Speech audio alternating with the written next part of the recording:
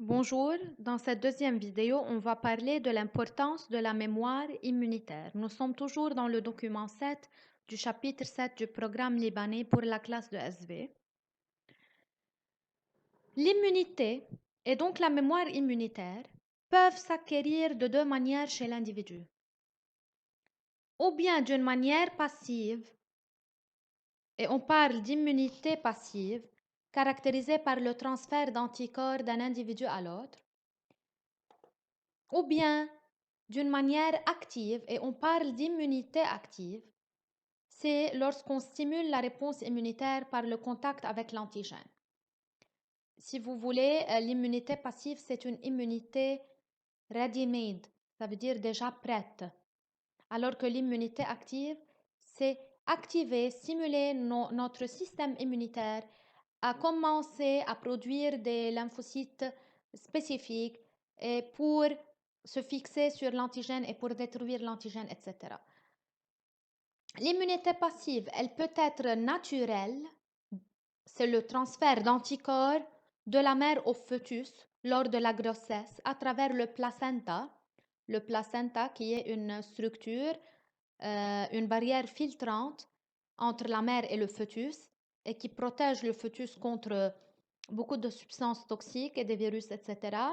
Mais aussi le placenta, il fait passer des anticorps déjà produits chez la mère vers son fœtus pour conférer au fœtus une certaine protection, une certaine immunité contre certains agents pathogènes que la mère pour lesquels la mère a été immunisée durant sa vie. Et aussi, lors de l'allaitement, le lait maternel contient aussi des anticorps qui peuvent être transmis au fœtus. Donc, lorsque le transfert d'anticorps se fait de la mère à son fœtus, on parle d'immunité passive naturelle, d'un transfert naturel. Mais aussi l'immunité passive peut être artificielle et on parle alors de sérothérapie. C'est quoi sérothérapie? C'est la thérapie par le sérum et le sérum contient des anticorps. Donc, des anticorps qui sont fabriqués par un animal à qui on a injecté un antigène ou bien par un individu qui a rencontré cet antigène, on peut transférer les anticorps d'un individu déjà immunisé ou bien d'un animal déjà immunisé contre l'antigène. On peut les transférer à un autre individu atteint ou bien infecté ou bien qui a rencontré le même antigène afin d'immuniser cet individu-là contre cet antigène. Donc, on parle de sérothérapie.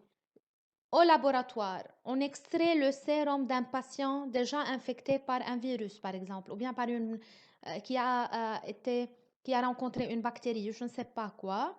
Donc, le sérum va contenir des anticorps spécifiques fabriqués par cet individu-là contre l'antigène. Si un autre individu a été infecté par le même antigène, on peut transférer alors le sérum du patient 1 au sérum de ce deuxième individu ou bien au corps de ce deuxième individu pour lui conférer une réponse ou bien une immunité qui est rapide mais qui n'est pas durable.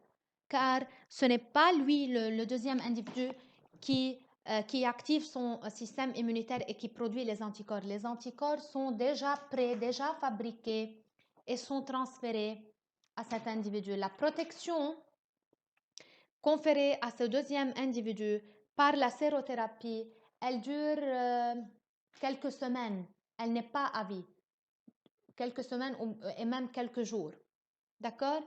Par contre, l'immunité active, elle peut être soit naturelle, on peut l'acquérir suite à des infections au cours de notre vie, suite à des rencontres avec des antigènes au cours de notre vie, ou bien elle peut être acquise artificiellement et c'est ce qu'on nomme vaccination. C'est la vaccination, c'est l'introduction dans l'organisme d'un sujet des antigènes afin de déclencher des réponses immunitaires et de créer une mémoire contre ces antigènes-là. on dit que le sujet, il est immunisé contre une ou plusieurs maladies durant sa vie, et cela selon la nature du vaccin. Donc, immunité passive, de la mère au fœtus naturel, sérothérapie, transfert du sérum d'un patient immunisé à un autre patient afin de l'immuniser. Immunité active, acquise naturellement grâce aux infections ou bien aux agents pathogènes qu'on peut rencontrer durant notre vie. Et cette immunité active varie d'un individu à l'autre selon les agents rencontrés. L'immunité active peut être artificielle et c'est la vaccination qui nous confère une immunité, une mémoire contre plusieurs maladies durant notre vie. Concernant l'immunité passive ou bien la sérothérapie, on va parler de l'immunité passive artificielle. J'ai pris le cas du tétanos.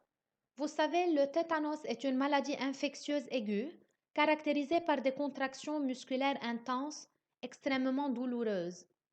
Le tétanos est dû à une bactérie, le Clostridium tetani, qui végète normalement dans le sol à l'état de spore. Comme ça se multiplie la bactérie et qui s'introduit généralement dans notre corps par une plaie souillée, lorsqu'il y a une blessure, etc. Les contractions sont dues à l'action de la toxine tétanique produite par cette bactérie. Cette toxine peut arriver au centre nerveux, au cerveau, et peut aboutir à des effets néfastes. Elle a des effets néfastes.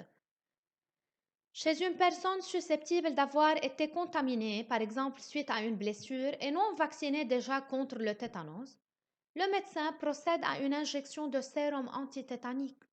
Donc le médecin décide de donner à cet individu-là un sérum antitétanique. Pourquoi à votre avis? Réfléchissez un peu. Pourquoi à votre avis on donne directement à cette personne-là du sérum antitétanique? Pourquoi? Car le sérum contient des anticorps spécifiques antitoxines tétaniques.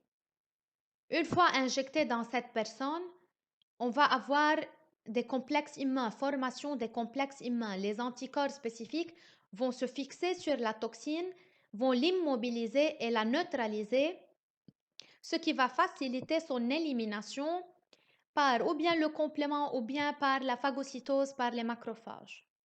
Et comme ça, la toxine ne peut plus atteindre les centres nerveux et provoquer les symptômes.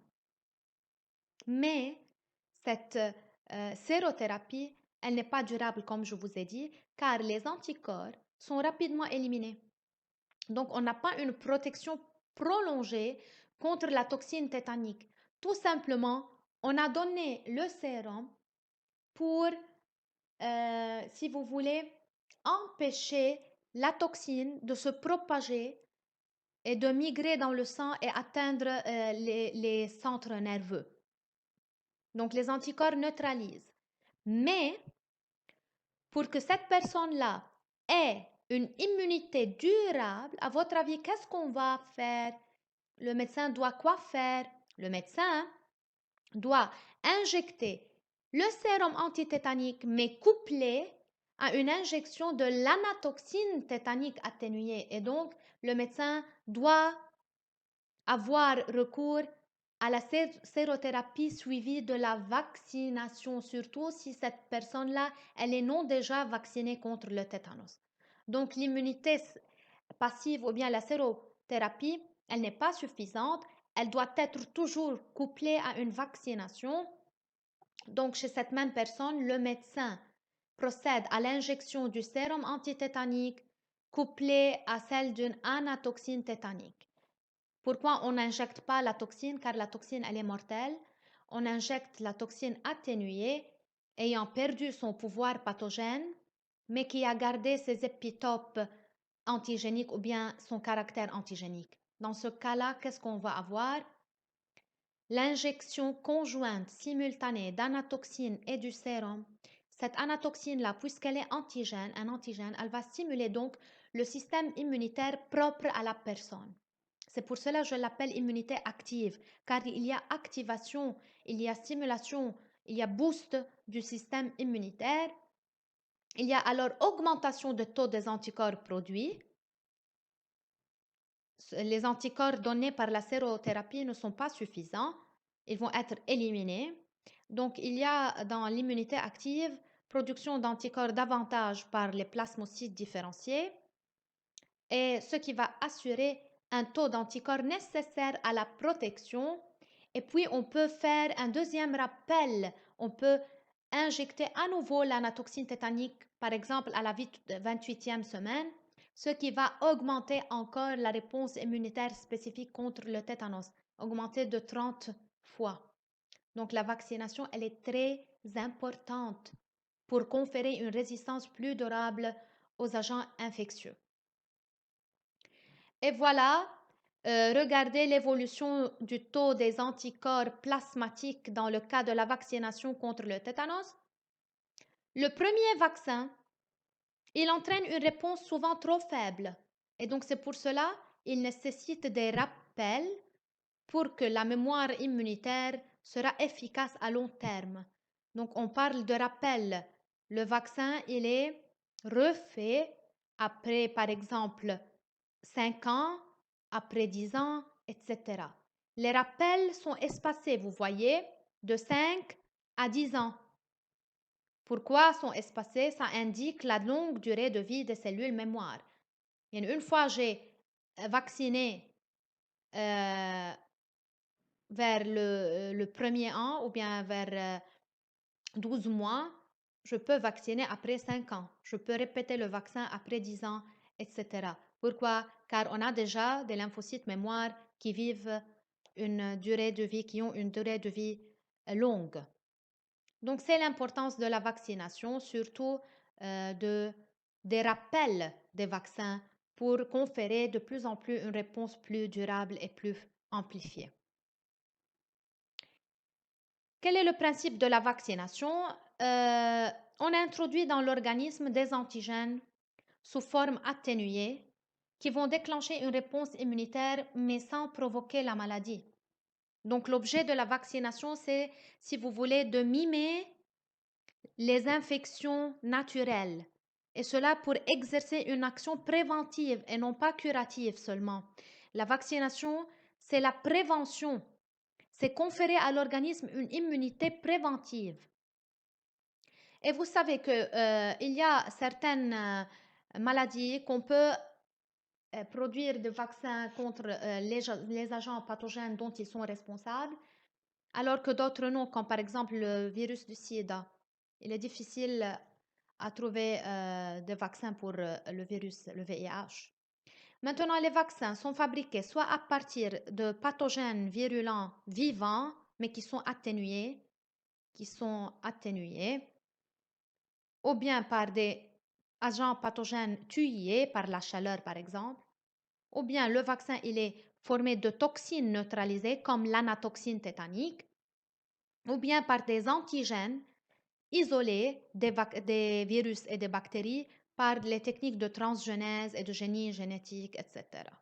Donc, ce sont les types de vaccins. Le tableau vous montre les types de vaccins, leurs avantages et leurs inconvénients à ne pas mémoriser. Je note ici aussi à ne pas mémoriser, mais pour vous, une information supplémentaire. La plupart des vaccins contiennent des adjuvants. Adjuvants, ce sont des molécules qui augmentent l'efficacité du vaccin. Comment ils augmentent l'efficacité du vaccin? Les adjuvants qui se trouvent dans les vaccins vont déclencher la réponse immunitaire non spécifique et la réaction inflammatoire, ce qui va stimuler davantage les phagocytes et donc ce qui va stimuler davantage les lymphocytes TH. Donc, on aura une réaction innée qui prépare la réaction adaptative et donc la réponse immunitaire secondaire sera déclenchée avec plus d'ampleur. Donc, ce sont les adjuvants. Je prends par exemple, si on fait des vaccins vivants, il y a des agents infectieux non tués qui sont atténués. Leur avantage se multiplient dans l'organisme ayant une forte réponse immunitaire. Pas besoin de mettre adjuvant pour ce vaccin-là, il est assez puissant et il suffit une seule injection pour déclencher une réponse immunitaire et une mémoire assez suffisante.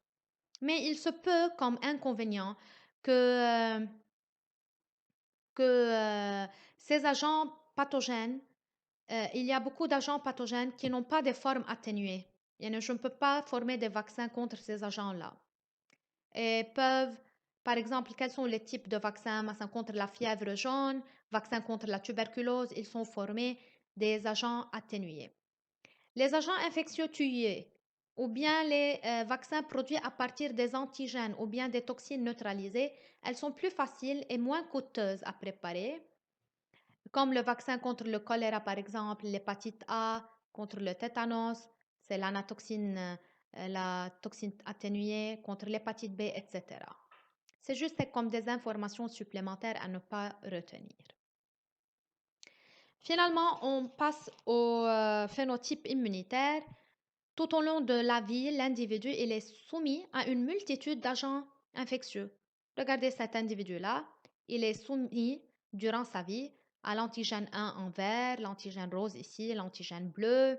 Il a été vacciné contre l'antigène là, etc.